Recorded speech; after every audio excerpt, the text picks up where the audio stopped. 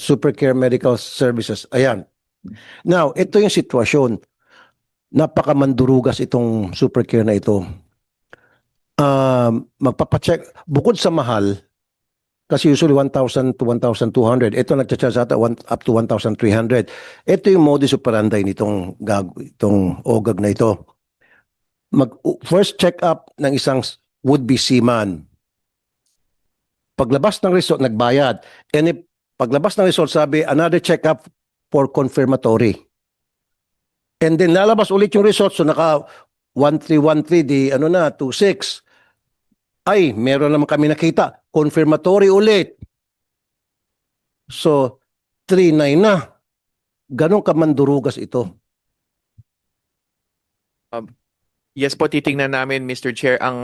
Sa pagka sa sea-based po ay ang mga ship owners, meron niyang prescribed tinatawag na parang medical protocols kung ano yung specific na kailangan lang hanapin. Correct. So, madali pong ma-detect, Mr. Chair, whether excessive yung check-up. Kasi kung labis yan sa sinasabi ng ship owner na ito lang naman ang kailangan namin, excessive ka agad. So halimbawa po, kung yung confirmatory na sinasabi ninyo ay hindi naman pala kailangan, then madali pong maspat kung ano yung excessive. Opo. Nasa dyan yung secretary Opo. na papalabasin na, ops, meron kami nakita, pero we have to confirm. So you have to undergo another test. So he or she has to pay another 1,300. And then, pangalawang beses, ops, meron pa pala kami nakita. Sorry. Another confirmatory test. Another bayad na naman.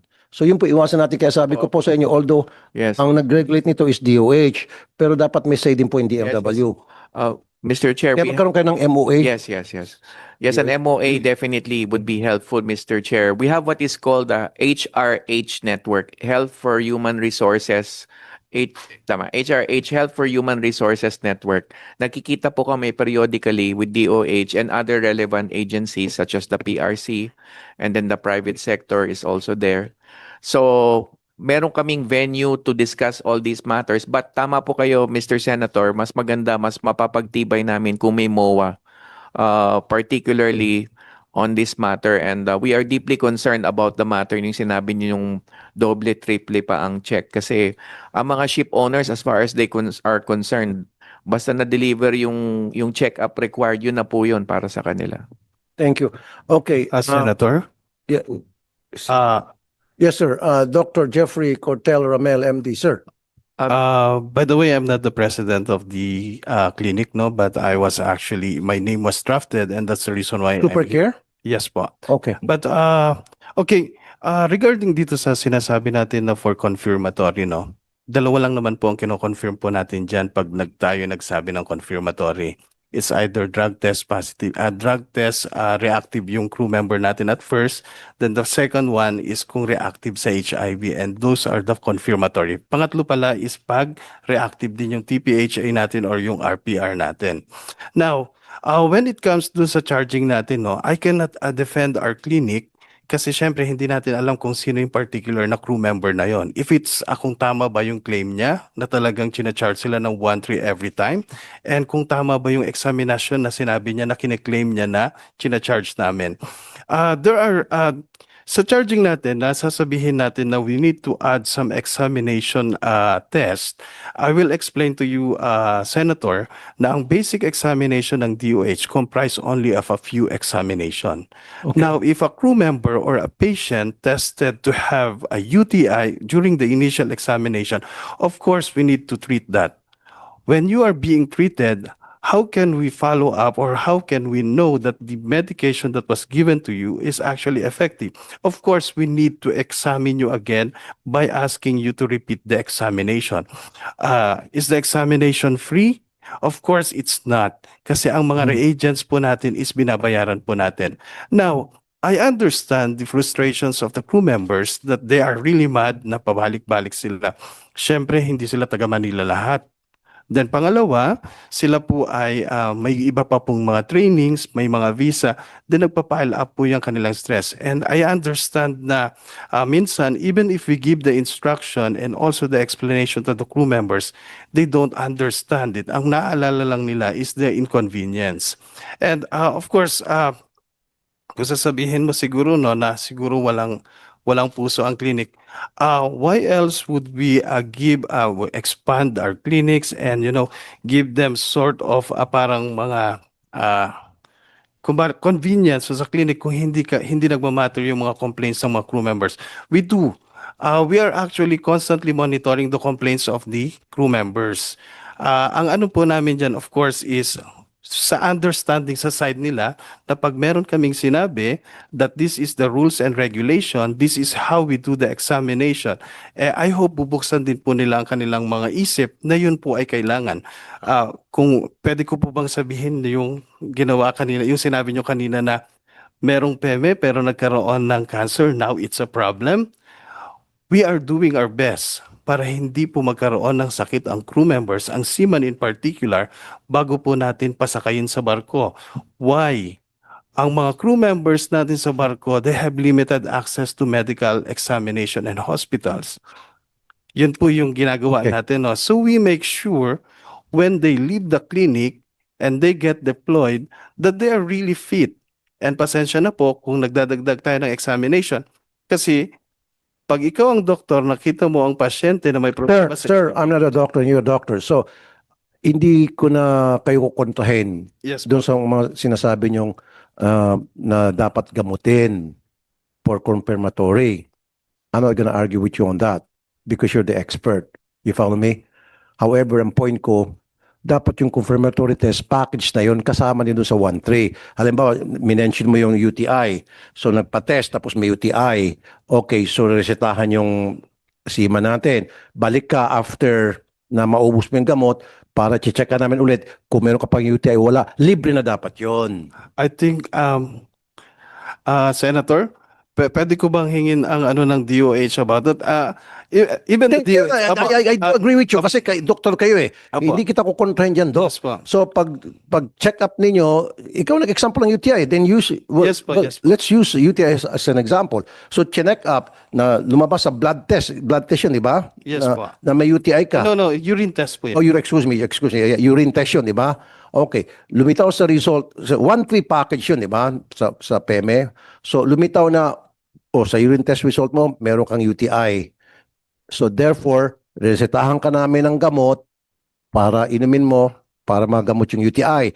And then you come back after a few days, pag naubos mo ng gamot para i-recheck ka ulit, yung urine mo ulit, itetest natin kung malinis na ba o hindi.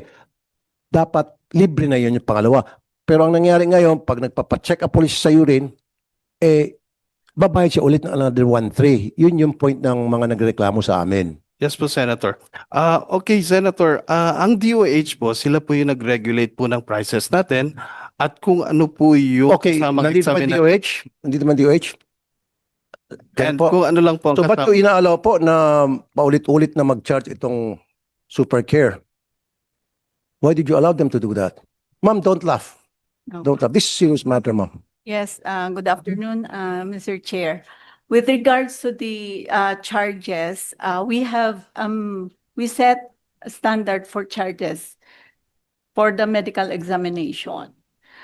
Yung pag-repeat exam na yan, it's beyond our, Beyond your control. yes. Beyond your regulation na. Because we have the minimum. Okay. So, tuturo mo sila ulit. Hindi na natin. Oh, kayo na yon. Tinuturo niyo sa DOH, tinuturo ulit kayo. Pabalik sa inyo. Yes po, Senator. Sir, Apo, come on. Come on. Apo, pwede ko po bang sabihin na yung binigay... Ang nangyari pa kasi kuminsan, sir, hanggang 3 beses pa pinabalik-balik yung ating seaman, yung would-be seaman. 3 beses, so 3 beses magbabayad ng 1-3. Oh, Huwag ganon. Hindi po siya... Kaya ang gusto ko mangyari dapat package na kung may nakita dyan, confirmatory, and then resetahan ng gamot, let's use UTI again kasi yun ang ginamit mo. Inom ka ng gamot para paggamot sa UTI, and then after a few days, magpasa ka ng urine specimen mo, and then itetest namin. Libre na dapat yun, package yun. Yes, Secretary Kakdak. Mr. Chair, ako naman po, ang parang iba ang take ko kasi ang term na ginamit is confirmatory. Kung may UTI na po yung tao, treatment na po ang susunod. Why do you need to confirm whether totoong may UTI siya and establish mo nang may UTI siya? But that's just my preliminary comment, Mr. Chair. My real comment is, under the DMW rules, the cost of the PEME shall be charged to the principal and the employer. So the mere fact, and in fact, it's punishable. Cancellation is the penalty kung ang isang LMA, Licensed Manning Agency, ay yan ay tinotolerate. So my basic question is, bakit nyo pinapayagan na tumanggap ng pera mula sa seafarer in the first place? Yung binabayaran po ng ating principal at saka ng employer po natin initially is basically for the initial medical examination. Pag sinabi nating initial, tulad yan, ang package po ng ating DOH is worth 2,000 pesos for the basic examination, which includes the physical examination of the crew member, the audiometry, visual acuity, color testing, chest x-ray, urinalysis, CBC with platelet and also blood typing, and also RPR. So yan po ay yan lang yung test na required. Tinry naming squeeze ang budget na sinabi ng DOH lang lahat ng examination na yon, babayaran namin ang doktor, ang dentista, ang ano, so worth 2,000 pesos na gagawin sa pasyente. Ang pagkakaintindi po namin, pag nagbayad po ang company ng 2,000 para dito sa ating initial na medical examination, kung walang sakit ang crew member, Secretary Kakdak, you're saying na dapat hindi magbabayad yung seaman. Sino mo dapat magbabayad ng PEME? Principal for employer through the manning agent. So, So bakit sinisingil ng super, ano ito? dapat parang ang kausap po ng clinic yung manning agent, and then ang tao just go in and out. And then ito yung kinikwento ko kanina, Sen. Ito yung kinikwento ko, Sen, na may prescribe may package na, as you call it. So hindi na ho kayo lalabas doon sa package na yun. At kung may nakita kayo, hindi nyo na ho uulitin. Nakita nyo ng UTI, uulitin nyo pa to. Kaya nga, as a follow-up doon sa sinasabi ni Secretary Kakdak, tama nga naman, baka palpak po yung laboratorio ninyo. Sandali lang, at palpak din po yung doktor na tumitingin doon sa result. Kasi pag may UTI, confirm na yon sa lab test, confirm you have a UTI. So this is the treatment, like I said, bigyan ng gamot na para magamot yung UTI. Bakit kailan pa i-confirm? So ibig sabihin, duda kayo doon sa laboratory ninyo. Duda kayo doon sa doktor na bumasa nung lab result. Baka ikaw po Senator? yun? Ikaw ba yun? No, Senator. Yung confirmatory na sinabi nyo is basically yung kino-complain. Nung nagbigay ako ng example kung kailan mag-uulit ng examination ng crew member, ang sinabi ko po ay UTI. Kaya nga sir, Hindi ko po sinabi na... explain confirmatory. Kasi may point nga naman sa Secretary Kakdak. So ngayon, ginamit mo yung UTI, doktor ka, okay? Hindi kami doktor, ikaw ang expert pagdating sa medical field. Now, pero common sense ang ginagamit namin ngayon dito eh. Nagpa-urine test. Tapos lumabas sa urine test result na meron siyang UTI. Galing sa iyan. I'm not putting words into your mouth. Okay. So, confirm na yon. So, bakit kailangan pa mag-test ng another one for confirmatory? That's bullshit. In every sense of the word. I'm sorry. Doktor ka. Yes po. Senator, yung ginawa ko lang example kaninang UTI, hindi po siya yung sinasabi ng crew, no? Kasi hindi natin alam kung ano yung sinasabi ng crew member kanina. Na Sir, ginamit mo na example yan, so that means it happened. Nangyayari yung ganong senaryo. Kasi ginamit mo yung reason eh. Di ba? So maybe talagang, not maybe, nangyayari talaga yon simply because you use that as a scenario. Hindi po. Sinabi ko kanina, ang mga kino-confirm sa clinic ay yung HIV, drug test, at saka po ating syphilis. Yan po yung O di sana sa umpisa pa lamang, sa unang test pa lamang, doon na makukonfirm kung meron siyang HIV o wala. Ang ating ano po... Di ba? Di ba pag wait a minute, listen doc, come on. So ngayon, magpapatest itong OFW, kasama na doon HIV test. So lalabas ngayon yung result. whether siya ay may HIV wala. Ba't kinakailan pa i-confirm? Sana magan. Pwede ho may bang sumingit na protocol po ng na DOH sisingit yun. ko lang na under our DOH, sige, Tandel, babalik tayo. Sorry. DOH, sinisisi ka. Protocol daw ninyo na kapag na-confirm na sa lab test Reactive. result nila na merong HIV yung Screening isang seaman, kailangan i-confirm pa ulit dahil sabi niyo sa DOH. Kasi po yung sa HIV, may screening lang po yun initially. And then we have to confirm it kung talagang mayroon siyang HIV because sometimes may mga false positive na result for screening. So it's not 100% na pag positive sa screening, talagang meron na siya. May mga false positive kasi na result. So that's the reason why we have to request for a confirmatory test to make sure na siya talaga may HIV or what. Go ahead, Secretary. Po, ang Kapta. pagkakaalam ko sa HIV law natin is to protect the HIV positive person. Kung may hinala ng may HIV, you do not subject or further burden that person. So kung meron ka nang na-spot in the initial check, that person is now subject to protection under the HIV law. So you're doing the reverse, Mr. Chair, kasi lalo nyo pa siyang dinidiin at ini-embarrass nyo pa siya with further checking, and not only that, you're making him pay or her pay for the additional test. The HIV patient is protected under our HIV laws. At dapat, kung ako tatanungin, dapat nirefer na sa DOH. Do you agree, Dr. Sulutan ng DOH? Yes, the confirmatory test, that will considered siya, pag nag-positive siya doon, considered na siya na positive siya for HIV. Before we conduct the confirmatory test, ang kliyente kailangan magkaroon pa ng counseling, whether he has to subject himself to confirmatory test or not. So may counseling pa May dapat. counseling pa po So, yun. Dr. Ramel, do you do that in your clinic? Po Counseling? yung counselor sa clinic.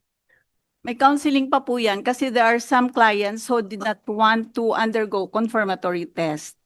Sa mga may gusto talaga, so we have to, but we encourage them.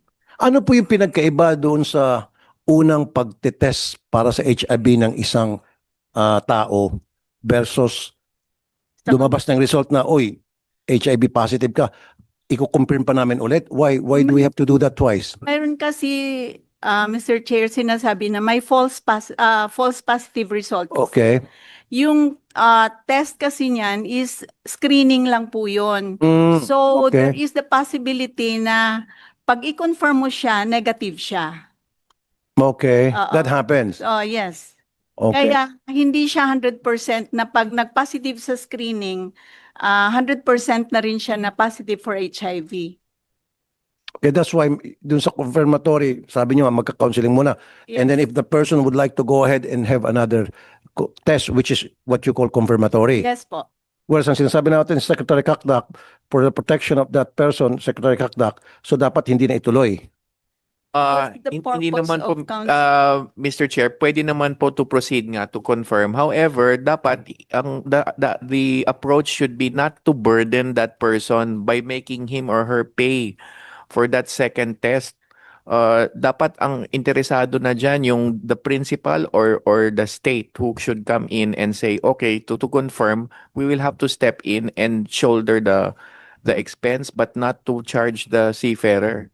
Twice. Yun ang sinasabi namin kanina pa ito. Opo, Senator, no? Naintindihan ko po yung nagmi-mix up lang kasi yung mga sinasabi natin. But anyways, ang HIV confirmatory natin is libre po ng DOH together with the drug testing. Kasi napabayad po sila eh. Kaya nga po gusto ko pong malaman kung ano kaya talaga in certainty yung pinapabayad kasi we cannot defend ourselves kung sasabihin lang ng crew member na nagbayad kami ng 1.3 without even knowing kung ano talaga. Okay. Talaga bang Sir, before we proceed on that, Yes po. sino po yung mga manning agencies na nagpapadala sa inyo ng mga seafarers para magpa-test at pinababayad ninyo? Who are those manning agencies? Because they're supposed to be the one responsible sa pagbayad ng fee na yon. The manning agencies are paying the initial examinations po. At, So nagbayad na yung manning agency, magbabayad pa yung seafarer? ito po yung sa yung budget natin for the repeat examination, Senator, no? At tulad yan, magbibigay lang ako ng example, okay lang Teka muna, po ba? Secretary Kakdak, sabi mo kanina, nasa batas natin, sa PEME, dapat shoulder ng manning agency ang lahat ng gastusin sa PEME. O, nagbayad yung agency, and then, maniningil pa sila. That's what makes it illegal kasi ano na yun over and beyond what is necessary for the worker. If it is in addition to the prescribed protocol, dapat may option na yung worker, hindi niyo na siya itatali para sabihin, oh, next test, ikaw na naman because that's already over and beyond kung ano yung binayaran. Pagka over and beyond ng binayaran na ng principal, dapat may option na yung worker. Kasi pwede naman yan sabihin, I can do that later. I can do that in my own time with my own doctor and a public hospital or what have you. Pero yung ang trabaho nyo lang po, yung doon sa anong hinahanap ng ship owner. Secretary, if I may, bibigyan ko kayo ng example, no? If a company requires the crew member to undergo an ECG, tapos ang ECG natin is hindi maganda, that may require him to undergo stress echo, ang binayaran lang ng company natin is worth 2,000 pesos para dun sa medical examination. And stress echo is 7,000. Pag gagawin sa hospital, it could be 5,000 depending on the hospital. We cannot squeeze in 7,000 dun sa binayaran ng manning agency na 2,000. Where are we going to get that fund in particular? Lalo na kung hindi naman yun ang agreement ng principal o kaya ng clinic. Hindi po magkakasya ang 2,000 pagkasama na ang stress echo. Even, tapos another is, if we are going to turn down the medical examination of a crew member of a patient just because hindi siya nag-undergo ng stress echo, I think that is unfair. Kasi until proven otherwise na ang problema niya sa ECG is corrected or something na papasa pa, hindi po kami pwedeng mag-issue ng fitness certificate. Yun po yung ano natin, no? Right, Secretary Kakda. May sagot din po huli doon kasi yun po ay dapat may arrangement na kayo with the principal. Kung ano, I'm sure with your experience as a medical clinic, you know about the certain possibilities kapag nagpa-test isang tao na posibleng magkaroon ng second or third test. But that too is under the auspices of the principal. Kaya dapat po may arrangement now with the principal kasi the rule is absolute. No, not a single cent should come from the seafarer and no ifs and buts. Kaya hindi ho pwedeng may lusot yun. Ang lusot is dun sa principal, hindi sa seafarer ang lusot. So, so having said that, by Secretary Kakdak, investigate Supercare Medical Services DOH. And I want a report in 5 days kung ano pong resulta ng inyong investigasyon. If kailangan kansilahin ang kanilang lisensya, so be it. Kasi illegal naman pala talaga. Ayan mismo galing kay Secretary Kakdak. Nasa batas pala yun. Dapat yung principal ang may gasto sa lahat-lahat. Walang kahit na 5 magagaling sa seafarer and yet nagcha-charge sila. You want to say something? Ms. Jody Domingo, President, United Filipino Seafarers. Madam, go ahead po. Yes po, good afternoon po, Mr. Chair. If we may just add din po, no, gusto ko lang pong i-echo yung mga nare-receive din naming complaints about our seafarers regarding their PEME. One instance po, may isa po akong personal na kakilala na nag-PEME siya, then may nakuha po sa kanya na meron daw siyang genital warts. And he was referred to a certain hospital para ipatanggal yung genital warts na to. At his expense po ito. He shelled out 13,000 para sa pagtanggal po ng genital warts na ito. Na dapat ang may gastos nun, tulad sabi sa Kakdak yung principal. Ang concern lang po namin doon kasi ng mga seafarers is fit to work po ang seafarer or ang crew. Now, genital warts po, hindi naman po siguro makakaabala or makakaapekto sa performance nila on board ang genital warts. Kaya bakit kailangan na maipa-remove niya yung genital warts niya para lang mabigyan siya ng fit to work certificate. So that's one po. And regarding naman po sa iba namang concern, yun po, sa mga accreditation po ng clinics, I think, actually po, since we've been receiving complaints about this din po sa PEME na ito, we have prepared a position paper po and proposal po for a possible new legislation or amendment to certain rules po regarding the PEMES system po for our seafarers. Thank you, Ms. Domingo. Well noted. Sige po, I'll wait for that position paper that you will submit to us, to this committee. Okay, may kasabihin, Secretary Yun po Cacom? yung sinasabi ko rin kanina, Mr. Chair. Again, may prescribed package. May mga list of, let's say, 8 or 9. Alam ko some flags are stricter. I think the Germans are more stricter than others. Things like that. Mas marami silang pre-prescribe. And rightfully so, karapatan naman ng ship owner. But paglabas na doon, a seafarer cannot be forced to be subjected to be treated by the same clinic. Dapat may option siya. But if he or she is placed in a situation na iti-treat, in this case, yung genital warts, sagot yun ng principal. Kasi linagay ho siya doon sa lugar na napilitan na siyang matreat by that same clinic na tama po kayo, hindi naman kailangan yun. Basta wala doon sa labas nung required medical package ng ship owner, hindi po dapat obligahin ang seafarer. Saan pinatanggal yung Go genital through that. warts? Baka kakontak ng Maari po, sir. Maari pong contact din po nung clinic yung at may nirrefer pasyente sa siguro yung kanya. clinic na Opo, nag-refer. maari din po. That's one po kasi yung mga seafarers po, since may accreditation po sa clinics, yung mga seafarers natin, most of them, wala pong choice na magkaroon ng clinic kung saan sila pupunta. Dahil kung hindi accredited Hindi sila ng mga PNI, hindi po tatanggapin yung kanilang certificate or yung kanilang medical resort. Excuse me, DOH. Sa kaso ng isang OFW sa abroad, pumunta siya sa isang kilalang ospital sa Santiago City, Isabela. At doon sa test na ginawa, lumitaw na may problema siya. May bukol siya sa katawan niya na cancer.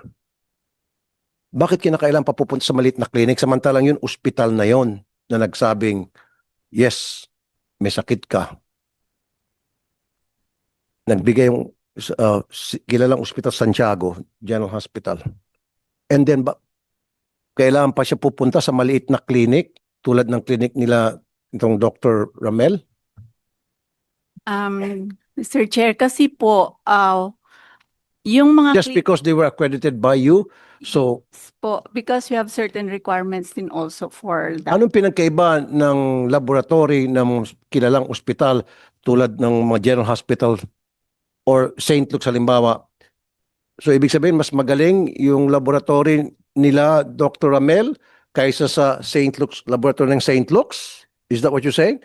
Halimbawa, yung isang pasyente, ay isang seafarer o OFW pumunta sa St. Luke's at sinabi ng St. Luke's Hospital, ito yung sakit mo. Kaya you're not fit to work. Tapos pag pumunta dito sa kabilang clinic, kailan pa papuntahin dito sa accreditation clinic? Dapat, the fact na kilalang ospital yon, dapat tanggapin na yon para hindi na magdoble-doble ang gastos.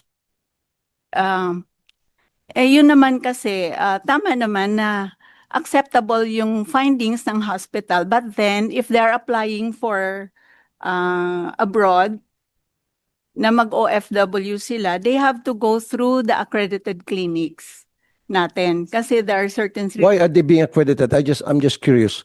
Okay, what This are is- the process that they the clinic like the clinic being represented by Dr. Ramil that they have to undergo for them to be accredited? And what's the difference between DOH accrediting the clinic of Ramel versus accrediting St. Luke's? Okay. Because we have this Administrative Order 2013-006, Guidelines on Rule 11, the role of the Department of Health in the Omnibus Rules and Regulation, implementing the Migrant Workers and Overseas Overseas Filipinos Act of 1995. So that's an administrative order coming from? Yes po, from the Department of Health. Okay. Amended by the Republic Act number 10022. Lahat na provisions nito, ito ang being carried out natin to accredit these facilities to I think that has to be amended. I will Yes, amend that. I will amend that administrative order. No, that's bullshit. Sorry for the word. Ito na nga yung OFW, mamaya makakausap natin sila. Pumunta siya sa Santiago kasi malayo siya. Santiago, General Hospital. Isang kilalang, respetadong ospital. At nung nagpa-lab exam siya, lumitaw na meron siyang sakit. And then, binigay niyang result sa agency. Sabi ng agency, hindi, punta ka sa clinic na accredited ng DOH. So pagpunta niya doon sa clinic, wala nakitang sakit. Pinaandar, pinago sa abroad. And then tumawag sa akin, nagpapawi na kasi malala na yung sakit niya. So, I have to amend that. Really. Pag nagpa-check up ka na sa isang kilalang ospital, hindi mo na kailangan pang pumunta sa ospital na clinic tulad ng clinic ni Dr. Ramel na kung tawagin ay RGO Laboratory. You get it, ma'am? And dapat, ang OFW pupunta sa accredited hospital, pwede siya pumunta of her choice. Kung alam mo, nasa Isabela siya o nasa Zamboanga siya, of her choice as long as accredited ng DOH, pwede na dapat yun. Ang nangyari, pagdating niya sa Maynila, dadaan ulit siya sa laboratory clinic tulad ditong RGO. Na kuminsan kasabwat, I'm not saying exactly kayo po, nakasabwat na manning agency. Kaya sinasabi ng manning agency, sige na, fit to work niya yan, akong bahala, hati na lang tayo, etc. That's a possibility. You understand? Dito nga sa sample ko, sinabi dito na may sakit. And then, pagdating sa Manila, pinapunta sa accredited clinic ng DOH para sa pagpapa-abroad. So I would like to, Secretary Kakdak, let's work together on this. I-amend ko yan. Ibasura ko yung bullshit na yan. I'm sorry again. Kaya nga, then let's work on this and then para iakyat natin kay sa DOH Secretary. Diba? Make a recommendation on that. Mr. Chair, meron pong batas ng mga 15 years ago, yung anti-decking law. Ibig sabihin, bawal po yung i-prescribe mo, pipilitin mo yung worker na pupunta sa isang clinic na hindi naman niya gusto o bukod pa doon sa accredited clinic na gusto niya. So, the short answer is yes, Mr. Chair, we are willing to sit down with you and Yes. look into the consistency between that law and the current regulation. Let's sit down with the DOH Secretary. Siguro susunod na hearing, let's call the DOH Secretary to be here para to shed light and see kung pwede bang i-repaso or basura na yung administrative order. Kasi unfair po, ma'am, tama nga si Secretary Kakdak. Kumbaga, kahit na hindi niya gusto yung clinic na yan, she or he is forced to go to that clinic just because sinabi ng manning agency na diyan ka magpa-check dahil yan ang mag-issue sa iyo ng clearance whether fit to work or not. Kahit na ano pang first class na hospital, 5-star, 6-star, 7-star na hospital, nagpa-check up siya at sinabi sa kanya na may sakit siya, hindi, dumaan ka pa ulit sa isang clinic na, sorry, hindi sa pagmamali sa clinic ni Dr. Ramel, mas mababa, 3rd class, 4th class. Tapos if fit to work, very clear na merong kalokohan dito. You agree? That is Administrative Order 2011-0015. That is guidelines on the prohibition of referral or decking practice of OFW clinics and respecting the rights of OFW to choose their own OFW clinic for medical examination. Okay. So 1 to Republic Act number 10022. So ibig sabihin, pwede pala sila. Yes po. Dapat hindi na mag-exist itong mga clinic tulad ng RGO Laboratory. Why do we have clinics like this? Then why do you give them accreditation? If doon sa application nila, nilagay nila doon, they're asking for accreditation so that they will be screening OFWs or seafarers para sa PEME. Then why did you allow laboratories like these to exist?